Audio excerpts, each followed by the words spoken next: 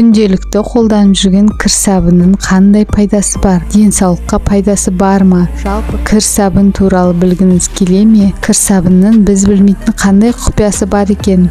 Осы видеоны соңына дейін қараңыз. Кір сабынның құпиясын білгіңіз келсе, видеоға лайк басып, каналыма тіркеліп және достарыңызбен бөлісе жүріңіздер. Басқа достарыңыз да осы кір сабын туралы біле жүрсін. Кір сабынның пайдасы: адамның қолына тікен немесе ағаштың жаңқасы кіріп кеткен жағдайда оны инемен тескілеп жанымызда ауыртамыз. Осындайда кір сабынды жылы суға езіп, дәкеге қалыңдау етіп жағып, тікен кірген жерге таңып қойсаңыз, 1 сағаттың ішінде тікен өзінен өзі сыртқа шығады екен. Келесі, сулы бет орамалды кір сабынға үйкеп, ащы иісін 5-10 минуттан күніне 3 рет иіскеп тұрған адам тұмауынан айығады екен. Денеңіз сызылып, кесіліп, көгерген, жарақаттанған жеріңізді кір сабынмен жусаңыз, жараны асқынуынан және микроб түсуінен қорғайды.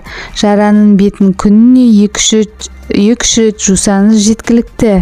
Жарақаттанған жеріңіз тез жазылу үшін әсері мол және жұқпа аурулардан сақтайды екен. Келесі, ит тістеп алған жағдайда қан тоқтағаннан кейін жараға сабын ертіндісіне малынған дәкені басыңыз. Келесі, құлап қалған жағдайда дереу кір сабынды жағыңыз, ол көгеруден сақтайды. Іріңдеу кезінде де көмегін тигізеді. Кесілген кір сабын, қант ұнтағын және пиязды қоса отырып жақсылап араластырасыз.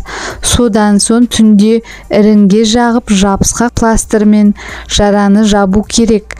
Жара іріңнен айыққанша емдік шараны жасап тұру қажет. Келесі, ер адамдар қырынғаннан кейін тері тітіркенсе, кір сабынмен сабындап қоюға болады. Көпшік кебуін күтіп, кепкеннен кейін сумен шайыңыз. Таз ауруына шалдыққан жағдайда, яғни шаш түсе берсе, дәрігерлер кір сабынмен жуынуға кеңес береді. Келесі, терлеген кезде, денеде тітіркену болған уақытта кір сабынмен 2-3 рет жуыныңыз. Әйел адамның бет терісі әдемі болып тұру үшін бетті аптасына 2-3 рет жуып тұру қажет. Және бетке кішкентай бөртпелер шыққанда, үгірейлер, безеулер шыққан уақытта осы кір сабынды қолданғаныңыз жөн. Өмірлеріңіз күшті, денсаулықтарыңыз мықты болсын. Келесі видеода кездескенше алтындарым.